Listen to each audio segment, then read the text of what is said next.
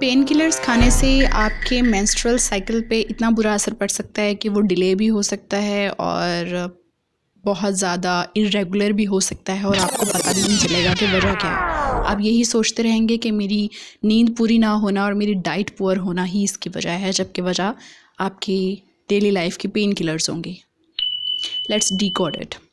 अस्सलाम वालेकुम, मेरा नाम लाइका है और मैं फार्मासिस्ट हूँ बाय प्रोफेशन। आज हम बायोलॉजिकली इस बात का हम ज़रा खुलासा करते हैं, इसको देखते हैं कि किस तरह से हमारे मेंस्ट्रुअल साइकिल में, एक फ़ीमेल के मेंस्ट्रुअल साइकिल में पेन किलर्स इंटरप्ट कर सकती हैं।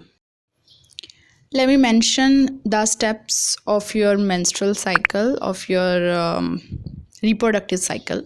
किस तरह से एक प्रॉपर 28 डेज़ का मेंस्ट्रुअल साइकिल बनता है। तो यहाँ पे लिख दिया है, समझाने की ज़रूरत नहीं है, यहाँ पे बायोलॉजिकल लेक्चर नहीं चल रहा है। लेकिन यहाँ पे बात यह है कि पेन किलर्स किस तरह से इसको इंटरप्ट करेंगे। सबसे पहले हम बात कर लेते हैं एनसेड्स की। एनसेड्स में हमारे पास आती है ब्रूफेन, हमारे पास आती है नेप्रोक्सेन, डिक्लोफेनिक, ये सारी एनसेड्स हैं, ठीक है। अब ये ड्रग्स के नाम हैं, ये ब्रांड्स के नाम नहीं हैं। अब आप ये सोचना शुरू कर दें कि इस तरह की तो मैंने कोई मेडिसिन कभी खाई नहीं है, तो आपने नहीं खाई होगी क्योंकि ब्रांड्स के नाम कुछ और होते हैं।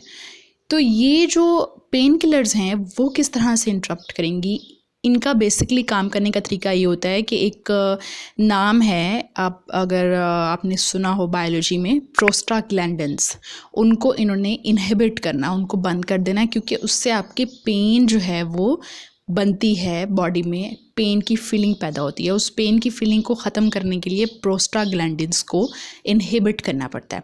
पेन किलर्स हम खाते हैं इसी वजह से, लेकिन प्रोस्टाग्लैंडिन्स को ख़त्म करने की वजह से हमारे मेंस्ट्रुअल साइकिल पे इफ़ेक्ट ये होगा कि वो डिले हो जाएगा।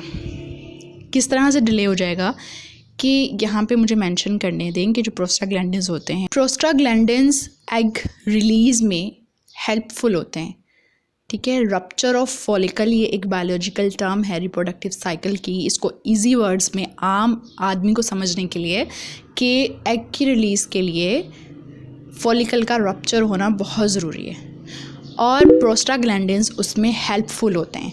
अब हमने खा ली है पेन किलर, एक दिन खाइए इट्स ओके, 2 दिन खाइए इट्स ओके, लेकिन अगर आप ज़रा सा भी सर दर्द होने की वजह से, ज़रा सा भी थकावट होने की वजह से, ज़रा सा भी कोई ऐसी चीज़ होने की वजह से कि आप उस दर्द को बर्दाश्त भी कर सकते थे और अपनी बॉडी को टाइम दे सकते थे कि वो खुद हील हो जाए, लेकिन आपने फ़ौरन से पेन किलर्स ले ली है, तो जब किसी इंसान की डेली लाइफ ही ऐसी रूटीन से भरी हुई होती है, जब वो बात पे पेन किलर्स ले रहा होता है, तब ऐसे इंसान के लिए इस तरह के मसले होते हैं। तो ये मुझे क्लैरिफाई कर लेने दें कि एक दिन पेन किलर खा लेने से, 2 दिन खा लेने से, या आपकी कोई मेजर इंजरी हो चुकी है और आप ये सोचकर पेन किलर्स ना खाएं कि ये मेरे मेंस्ट्रुअल साइकिल को, ये मेरे रिप्रोडक्टिव साइकिल को डिस्टर्ब कर देगी, तो ये बेवकूफ़ी है, ठीक है। लेकिन किसी चीज़ को रूटीन का हिस्सा बना लेना, बात पे पेन किलर खाना, ये तब होते हैं मसले, ठीक है। तो अब ओवुलेशन में जो एग की रिलीज़ में प्रोस्टाग्लैंडिन्स का रोल था वो तो हो गया ख़त्म, वो तो बंद हो गया। तो एक स्टेप में रुकावट ऑलरेडी आ गई। तो अब क्या होगा कि ओवुलेशन डिले हो जाएगी, क्योंकि यहाँ पर एक चीज़ जो हेल्पफुल थी हमने उसे कर दिया है ख़त्म। Delayed periods, irregular periods, longer months के लिए पीरियड्स का ना आना, 40 डेज़, 50 डेज़, ये सब मसले उन लोगों में होते हैं जिनकी डेली लाइफ की जो रूटीन है वो उसमें हिस्सा बन चुके हैं पेन किलर्स। अब अगर हम बात करें पैरासीटामोल की, तो वो इतनी ज़्यादा स्ट्रेंथ नहीं रखती और उसका रोल नहीं है प्रोस्टाग्लैंडिन्स को इनहिबिट करवाने में, इसलिए वो इतनी ज़्यादा ख़तरनाक नहीं है आपके रिप्रोडक्टिव साइकिल को डिस्टर्ब करने के लिए।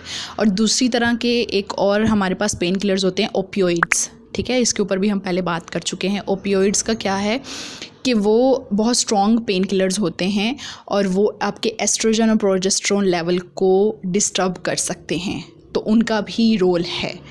अब मैं दोबारा से इस बात को रिपीट कर दूं कि 1-2 दिन कोई भी पेन किलर खाने से वो इस तरह से इतना बड़ा इफ़ेक्ट नहीं पैदा करती है, या आप अपनी बहुत तकलीफ़ दे किसी चीज़ से गुजर रहे हैं और फिर भी आप पेन किलर्स ना खाएं, ये सिचुएशंस आपको, जिसे कहते हैं कि आपको कॉमन सेंस होनी चाहिए कब मुझे काम करना है और कब नहीं करना।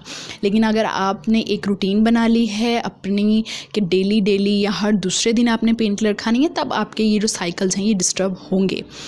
तो अब इसका इलाज क्या है? इसका इलाज ये है कि अवॉइड करें पेन किलर्स को छोटी मोटी पेन्स में। सर दर्द हो रहा है तो कोशिश करें कि कैफ़ीन से यानी चाय कॉफ़ी से उसको ठीक करने की कोशिश करें, और नींद अपनी बेहतर करें, अपनी डाइट बेहतर करें, ताकि आपको थकावट इतनी ज़्यादा महसूस ना हो कि आपको पेन किलर लेनी पड़े। हल्की फुल्की थकावट होगी, नींद ले ली, नैप ले लिया, एंड देन आप उठें और आप फ्रेश हैं। इस तरह का लाइफस्टाइल बनाएं।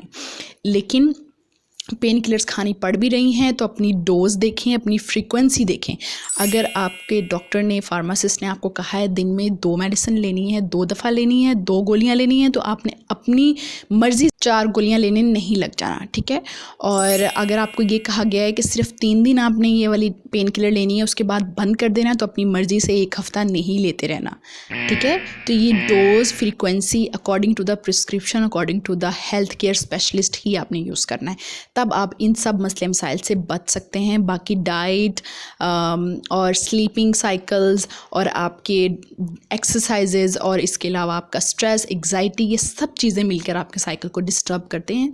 लेकिन पेन किलर्स के साथ उसकी डिस्टर्बेंस होना एक बहुत रेयर थॉट है, जो कि हमारे जहन में आता ही नहीं है कि इससे भी हमारे साइकिल डिस्टर्ब हो सकते हैं।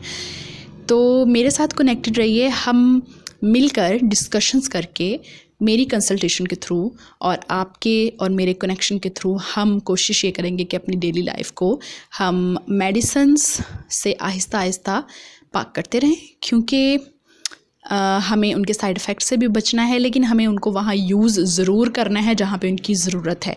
तकलीफ़ को बर्दाश्त नहीं करते रहना और एक हेल्दी लाइफस्टाइल जीना है। बहुत शुक्रिया।